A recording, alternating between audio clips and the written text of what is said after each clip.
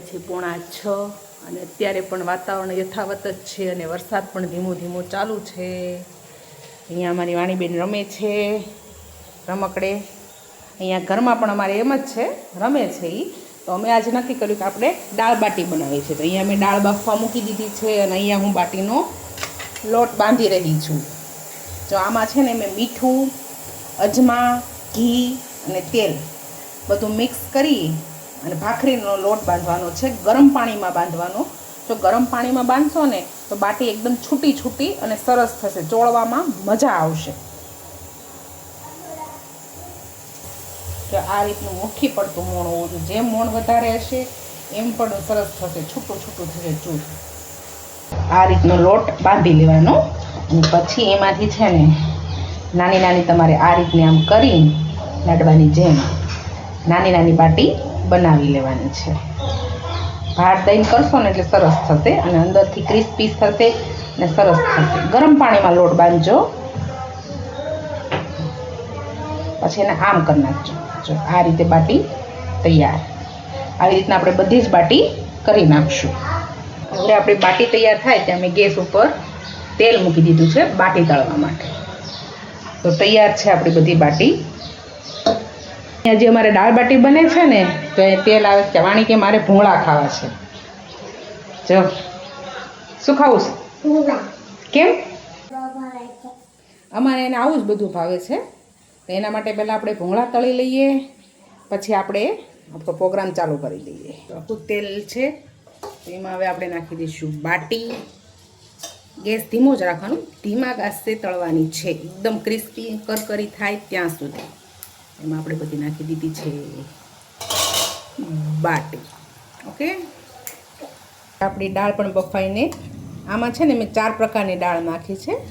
બધી દાળ બાફી હળદર અને મીઠું નાખીને બાફી નાખી છે. હવે આપણે એને બ્લેન્ડરથી પહેલાં ક્રશ કરી લઈશું અને પછી વઘાર.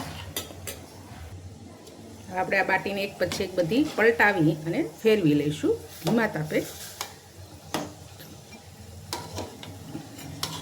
બધી પલટાવી લીધી છે અને હવે ઘડી ચડવા દઈશું. જો આ દાળમાં આદુ, મરચી અને લસણની પેસ્ટ નાખી દીધી છે. તમે જે પ્રમાણે તીખું ખાતા હોય એ પ્રમાણે આદુ, મરચી અને લસણની પેસ્ટ નાખી દેવાની છે. થોડીક પાછી હળદર હલાવી હવે આને ઉકળવા માટે મૂકી દેવાની છે. થોડીક વાર ઉકાળવાની છે દાળને. એમાં સ્વાદ અનુસાર મીઠું નાખી દેવાનું છે અને હલાવી લેવાનું છે. હવે જ્યાં સુધી આપણી દાળ ઉકળે ત્યાં સુધી એના મસાલાની આપણે તૈયારી કરી લઈએ.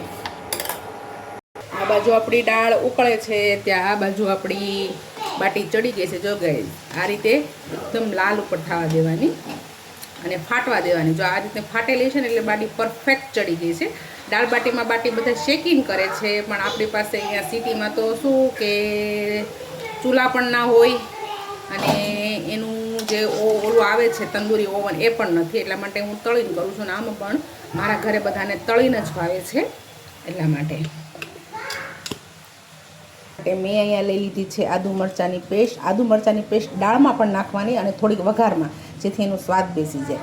ઝીણી સંભારેલી ડુંગળી અને લસણવાળી ચટણી.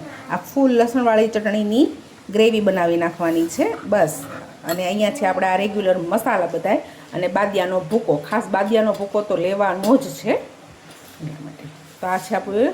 હવે કરીશું આપણે વઘાર, દાળનો વઘાર. તો એના માટે મેં તપેલીમાં તેલ લઈ લીધું છે.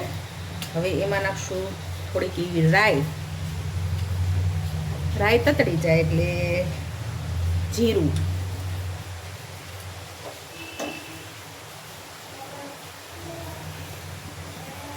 રાઈ જીરું તતડી ગયા છે. હવે હિંગ, આપણે જે આદુ મરચાંની પેસ્ટ હતી એ અને ડુંગળી નાખી દઈશું. ગેસ એકદમ ધીમો જ રાખવાનો. જો તમે આ રીતે દાળ બાટીનો વઘાર કરશો ને તો એકદમ રાજસ્થાની સ્ટાઇલ જ દાળ બાટી બનશે. તમને સેમ ટુ સેમ રાજસ્થાનીનો સ્વાદ આવશે. તમારે ક્યાંય હોટલમાં પણ જવાની જરૂર નહીં પડે. એક વખત તમે જરૂરથી ઘરે ટ્રાય કરજો. થોડી વાર આપણે આ રીતે ડુંગળીને સાતળી લેવાની છે ધીમા તાપે જ.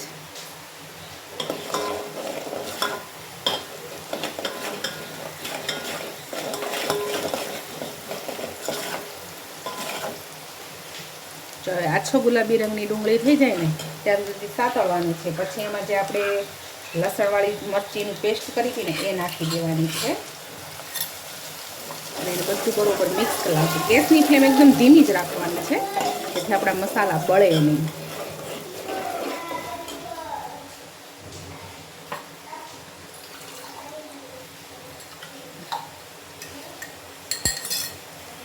મીડિયમ ફ્લેમ ઉપર 2-3 મિનિટ સાતળી લેવાનું, જ્યાં સુધી આપણું બધું પાણી બળી જાય અને તેલ છૂટું પડી જાય ત્યાં સુધી. તો તમે જોઈ શકો છો કે આપણું પાણી બધું બળી ગયું છે અને તેલ પણ ગ્રેવીમાંથી છૂટું પડી ગયું છે. હવે એમાં આપણે ઉમેરી દઈશું જે આપણે દાળ બાફી હતી એ.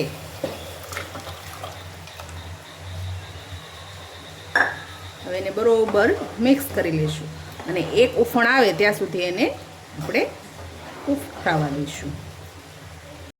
દાળ ઉકળી ગયા પછી એમાં નાખી દેવાનો છે આપણે બાદિયાનો ભૂકો અને હલાવી લેવાનું છે અને ગેસ કરી દેવાનો છે બંધ. તો તૈયાર છે આપણી દાળ બાટીની દાળ. હવે આમાં નાખી દઈશું આપણે લીલા ધાણા અને કરી દઈશું બધાને સર્વ.